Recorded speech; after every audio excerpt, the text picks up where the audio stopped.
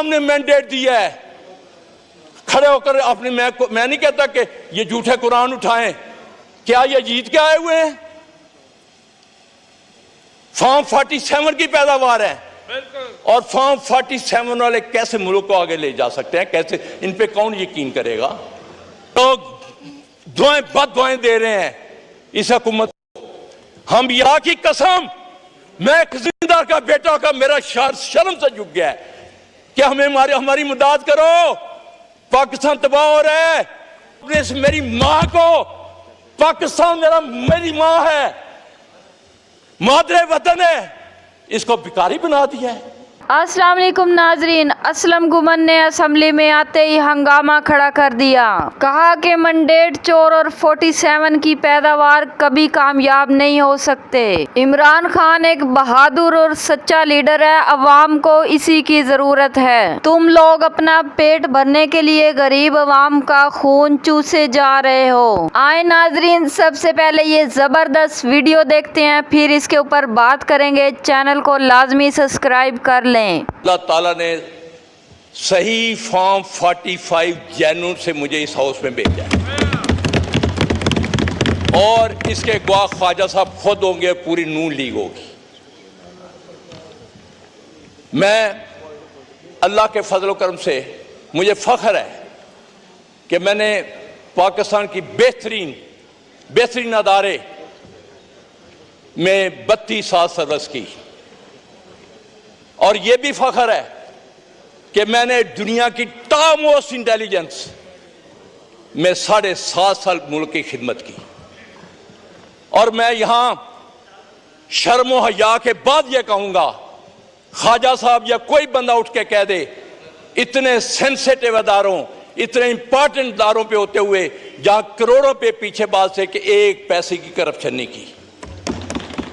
और मुझे फख्र है और मेरा महकमा भी इस चीज को मानता है, लेकिन आज मुझे गिला है, मुझे शर्म आ रही है कि अल्लामा इकबाल के शहर में शर्मो हया का फुकदान है।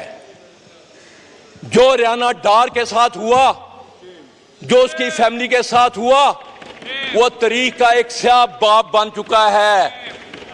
मैं दोबारा रिपीट करता हूं, वो शर्मो हया के साथ सियालकोटी तारीख का स्याह बाब बन चुका हुआ है। उसके बाद हमारे घरों में ख्वाजा सा उठकर कह दे, अजीम नूरी जैसा शीफ नफ्स सोमो सलात का पाबंद, उसके घर रात के 2-3 बजे पुलिस दाखिल होती है, बच्चियों को बाहर निकाला जाता है और आज तक शर्म व हया के वो एक दफा मजम्मती लफ्ज नहीं कहे। जबकि मैंने ख्वाजा साहब खड़े होकर कह दें कि इनके लिए आवाज उठाई थी कि नहीं। आज मुझे तकलीफ है, मुझे मेरे महकमे ने जिसकी मैंने खिदमत की, मुझे भी 5 दिन अगवा किया गया। मैं ऊपर अल्लाह के नाम लिखे हुए हैं, झूठे पे अल्लाह ने लानत भेजी हुई है। मैं जो बात कहूंगा एक सही बात करूंगा। एक दफा जब हम बरसर इक़्तिदार थे, यही ख्वाजा आसफ रिश्तेदारी पुराने तलकात का पहाड़ जोड़ते थे। और मुझे सबसे बड़ी तकलीफ यह है कि जिस थाली में खाते हैं उसी में सुराख करते हैं। खुदारा मुझे इस अवाम में, मैं इसकी बेतुकीरी देखकर, मुझे कम से कम पहली दफा मैं आया हूं, एक शौक से आया था, क्योंकि मैं इससे पहले स्पीकर, डिप्टी स्पीकर साहब, नैब पिशावर रेज की, 2.5 साल नैब में रहा, KPK के लोग यहां बैठे हुए हैं और बड़े बड़े लोगों को पकड़ा, क्योंकि मेरा ईमान है कि पानी हमेशा ऊपर से नीचे आता है, करप्शन ऊपर से शुरू होती है। मेरे सबसे बड़े पहले 3 चीफ मिनिस्टर, चीफ सेक्रेटरी साहब का, और वहां गाड़ियां चलनी बंद हो गई थी। उसके बाद कि एंटी करप्शन पंजाब को मैंने रीवैम्प किया, जिसकी तारीफ इनके एमएनए अभी यहां एक वजीर साहब नहीं बैठे हुए, उन्होंने शहबाज शरीफ को जाकर कहा कि ऐसे बंदों को मत निकालो जो करप्शन के खिलाफ जिहाद कर रहे हैं। हम गुलाम नहीं हैं, हक सच बोलने वाले हैं। ये बजट पे तकरीर मैं करना चाहता हूं, लेकिन मैं आपको बताना चाहता हूं ये बजट स्वाय एक अदादोशुमार का गोरखपन के अलावा कुछ नहीं है। मैं कौन सा फील्ड लूं? किसानों के साथ जो हुआ, ख्वाजा साहब ने एक दफा आवाज नहीं उठाई, मैंने इस हाउस पे कहा और आज भी कह रहा हूं, जिन लोगों ने गंदम बाहर से मंगवाई जिसकी क्वालिटी भी खाने के काबिल नहीं थी, क्यों नहीं आज तक उनको यहां खड़ा किया गया? उनके खिलाफ इंक्वायरी नहीं हुई। एक सैटी को चंद बंदों को सजा देकर सस्पेंड करके कहते इंक्वायरी हो गई। मैं स्पीकर साहब इस हाउस में आईपीपी जो हमारी हड्डियां निचोड़ गया है, जो गरीबों का खून निचोड़ गया है, क्या स्पीकर साहब आपकी तवज्जो 2 मिनट चाहता हूं। डिप्टी स्पीकर साहब, डिप्टी स्पीकर साहब, मैं बैठ जाऊं?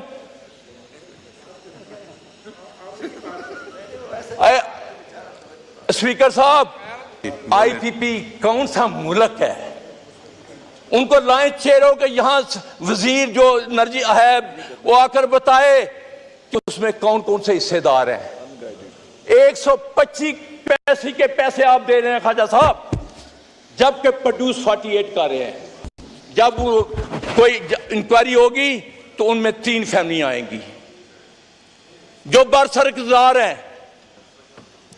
गरीब का खून चूसा जा रहा है। ख्वाजा साहब, मैं कल भी 2 दिन हल्के में था, यहां सिर्फ मुराद लेने के लिए बैठे हैं, उनकी कोई आवाज नहीं उठाता।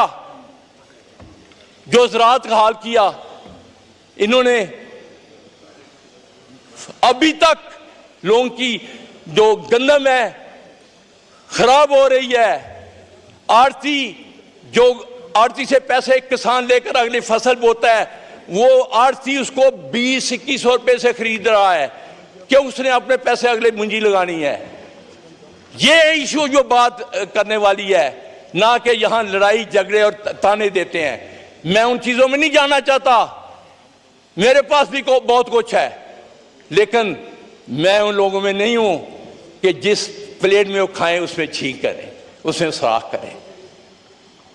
खुदारा इस मुल्क के लिए कुछ कीजिए। मुझे शर्म आई, कल मैं अपने प्राइम मिनिस्टर साहब का इंटरव्यू देख रहा था जो चाइनीज जर्नलिस्ट को दिया था। खुदा, ये इंटरव्यू था, आप सुन लें। क्या वजीर को एक गैरत भी होती है? आप जब तक इस मुल्क को अपने पांव पे खड़े नहीं करेंगे, करप्शन का खात्मा नहीं करेंगे, दुबई किसका है? उस दिन मैं ड्रामा एक देख रहा था, इफ्तिखार ठाकुरे कितनी खूबसूरत बात की, कहना ये दुबई अपना हो गया, साड़ा दुबई साड़ा है। वो चाक लेके गया, यह भी पाकिस्तानी का घर है, यह भी पाकिस्तान के घर है, यह भी पाकिस्तान के घर है। और हमें शर्म ही आई नहीं आती? पैसा लूट कर बाहर ले जाए और कहेंगे जी मुल्क, और दूसरे आपको कर्जा देंगे।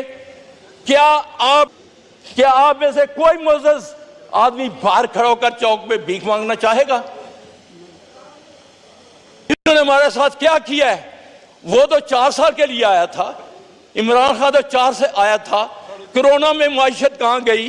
दुनिया आज भी, मैं आज को यहां लिख कर देता हूं, अगर पाकिस्तान को आगे ले जाना तो इसको बाहर का अवाम की आवाज को मत कुचलो, और हमें हक और सच का साथ देना होगा।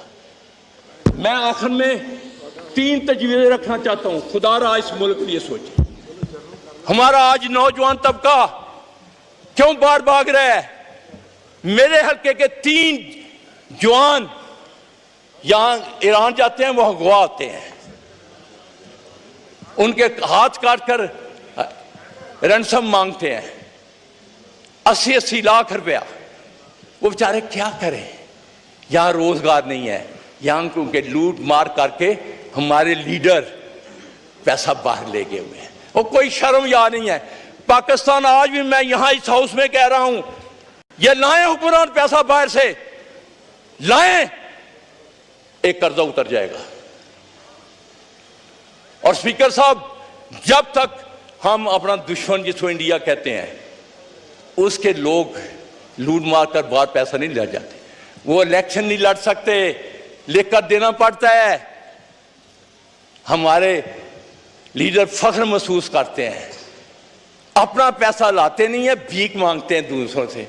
नाजरीन, कौमी असम्बली के इजलास में आज एक ऐसी गुफ्तगू सामने आई जिसने सियासी हलकों में नई बहस छेड़ दी। मुकर्रर ने अपनी तकरीर के आगाज में कहा कि वो अवाम के एतमाद और वोटों की ताकत से इस ऐवान तक पहुंचे हैं और अपनी जिंदगी के कई साल कौमी इदारों में खिदमात इंजाम देते हुए गुजारे हैं। इन्होंने कहा कि तवील सरकारी जिंदगी के दौरान इन्होंने हमेशा दयानतदारी और जिम्मेदारी को तरजीह दी। इस वजह से इन्हें इस बात पर फख्र है कि इनके किरदार पर कभी कोई माली बदअनवानी का दाग नहीं लगा। इनका कहना था कि मुल्क के मौजूदा हालात देखकर इन्हें तशवीश होती है, क्योंकि कुछ ऐसे वाकयात रोनुमा हुए हैं जिन्होंने माशरे में बेचैनी पैदा की है। अपनी गुफ्तगू के दौरान इन्होंने बाज़ खानदानों और सियासी कारकुनों के साथ पेश आने वाले वाकयात का जिक्र करते हुए कहा कि इख्तलाफ राय हर माशरे का हिस्सा है, लेकिन किसी भी शहरी की इज्जत और बुनियादी हकूक का तहफ़्फ़ुज़ रियासत की जिम्मेदारी है। इनके मुताबिक इंसाफ और कानून की बालादस्ती मुल्क को मजबूत बना सकती है। बजट पर बात करते हुए कहा कि अवाम को उम्मीद थी कि इस मरतबा ऐसे फैसले किए जाएं जिनसे आम आदमी को रिलीफ मिलेगा,